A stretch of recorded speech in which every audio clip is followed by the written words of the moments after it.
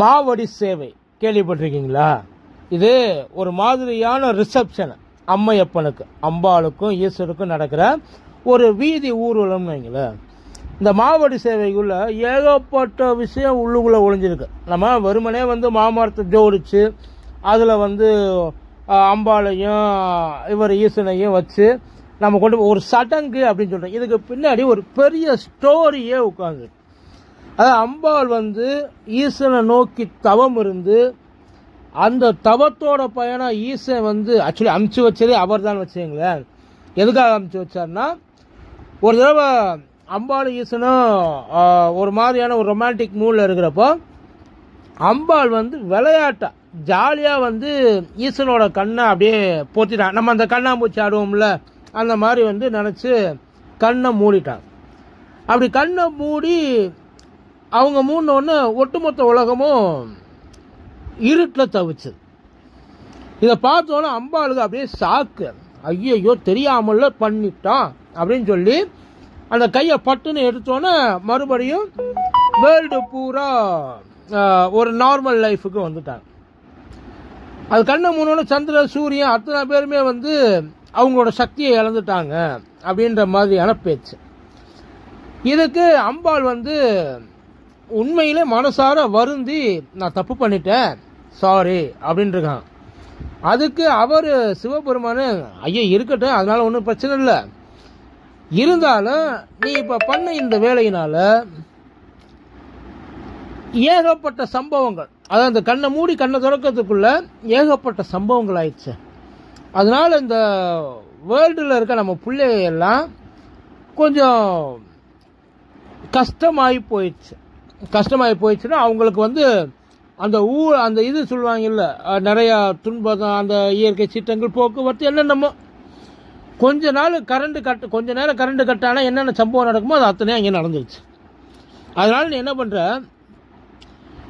உனக்கு ஏகப்பட்ட பாவம் அம்பாளாவே இருந்தாலும் நீ செஞ்ச காரியத்துக்கு உனக்கு அந்த இது உண்டு இல்லையா, என்ன சேரணுமோ அது சேர்ந்துருச்சு. அதனால் நீ என்ன பண்ண, போயிட்டு இந்த பாவத்தை கழிக்கிறதுக்காக பூமியில் போய் தவம் இருந்து நீ மறுபடியும் என்னைய வந்தடையணும். அப்படி வந்தடைகிறப்போ உன்னுடைய பாவமெல்லாம் போய் சேரும் அப்படின்ட்டு. உடனே அம்பாலும் மாட்டேன் அப்படிலாம் சொல்கிறதுலாம் கிடையாது, செஞ்சது தப்பு இல்லையா. உடனே போய் காஞ்சிபுரத்தில் அவர் அட்ரஸ் கொடுத்தெல்லாம் அனுப்பிச்சிருக்காப்புல, இங்கே தான் இருக்கணும்ட்டு. காஞ்சிபுரத்தில் ஒரு பொண்ணா மனுஷியா பிறந்து இவரை நோக்கி தவம் இருக்கிறாங்க.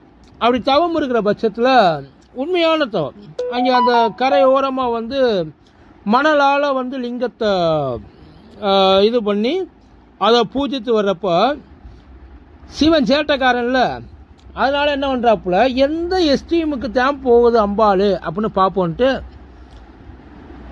அந்த ஆற்று ஓரமாக வெள்ளத்தை வர வச்சிருக்காப்புல. கம்பா நதின்னு ஒன்று உண்டு, அதெல்லாம் கீழே, அது காஞ்சிபுரத்துக்கு கீழே கம்பா நதி ஓடுதுன்னு ஒரு ஐதீகம். சும்மா மேலாப்பில் இருக்க அந்த இதில் பயங்கரமாக வெள்ளத்தை வச்சோன்னா அம்பாள் என்ன பண்ணிட்டாங்க, ஐயோ வெள்ளம் வருது, இது வேற மண்ணால் பண்ணதாச்சு அப்படின்னு சொல்லி அந்த வெள்ளம் அதை அடிச்சுட்டு போகாமல் அப்படியே கட்டி பிடிச்சிக்கிட்டாங்க.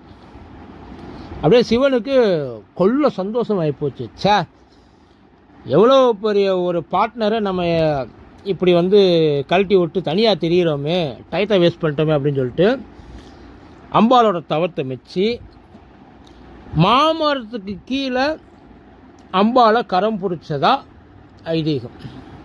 அதாவது ஒத்த மாமரம், அந்த ஒத்த மாமரம் தான், அதுக்கு தான் அவருக்கு பேர் ஏகாம்பரநாதர்னு பேர். ஒத்த மாமரமாக இருந்ததுனால, அதுக்கு கீழே அவர் இருந்ததுனால. அதுக்கப்புறம் மறுபடியும் கூட்டிகிட்டு போய் அந்த பங்குனி உத்திரத்தன்னைக்கு கல்யாணத்தை பண்ணி, அது வேற ஸ்டோரி. இந்த மாவடி சேவைக்கு காரணம், மாமரத்துக்கு கீழே அம்பாள் தவம் இருந்து சிவனை நோக்கி வழிபட்டு மனமிறங்கி சிவன் மாமரத்துக்கு கீழே இருக்க அம்பாளை கரம் பிடிச்சதுனால நடக்கிறது இந்த மாவடி சேவை. இது காஞ்சிபுரத்தில் ரொம்ப ஃபேமஸான ஒரு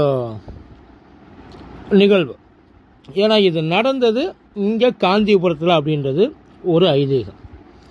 அதனால தான் காஞ்சிபுரம் பஞ்சபூதங்களோட தாயா மடியா, அதாவது பூமி, பஞ்சபூதங்கள பூமி இருக்குல்ல, அது வந்து காஞ்சிபுரம் தான். காஞ்சிபுரத்துக்கு இன்னொரு பேரு கூட உண்டு, கச்சிப்பேடு அப்படின்னு சொல்லிட்டு. அப்போலேருந்து அவங்க அதுக்கப்புறம் மாறி மாறி மாறி கச்சிப்பேடுன்றது காஞ்சிபுரம்னு வந்துட்டதா அந்த ஸ்டோரியும் உண்டு. எல்லா இடங்கள்லையும் கல்யாணத்துக்கு முன்னாடி அம்பாளும் ஈசனும் அம்பாளும் ஒட்டுக்கா வந்து ஊர்வலம் போய் காட்சி எடுத்து அந்த மாமரத்தை கீழே. இதுதான் இதோட பேக், அந்த இது சொல்லுவாங்கல்ல, என்ன சொல்லுவாங்க, ஃப்ளாஷ்பேக். இதுதான் இந்த ஸ்டோரியோட ஃப்ளாஷ்பேக்கு. காரணங்கள் எதுவாக வேணாலும் இருக்கலாம், ஆனால் அதில் இருக்க மாரல், அதாவது ஸ்டோரி உண்மையா பொய்யா அப்படின்றதெல்லாம் வந்து நீங்கள் அலசி ஆராய்ஞ்சு என்ன வேணாலும் சொல்லலாம். ஆனால் கட்டுக்கதையாகவே இருந்தாலும் அதில் நல்ல விஷயங்கள்னு ஒன்று இருக்குது அப்படின்னா அந்த நல்ல விஷயத்தை எடுத்துக்கிறதுக்காக அந்த கட்டுக்கதைகளை நம்புறது தப்பு இல்லைன்றது நம்மளோட. அதாவது நம்ம பிள்ளைகளுக்கு நம்ம நல்லதை சொல்லி வளர்க்குறப்போ சில விஷயங்கள் கொஞ்சம் ஓவர் எஸ்ட்ரீமாக நம்ம சொல்கிறதுல எந்த தப்பு இல்லை. எல்லாருக்கும்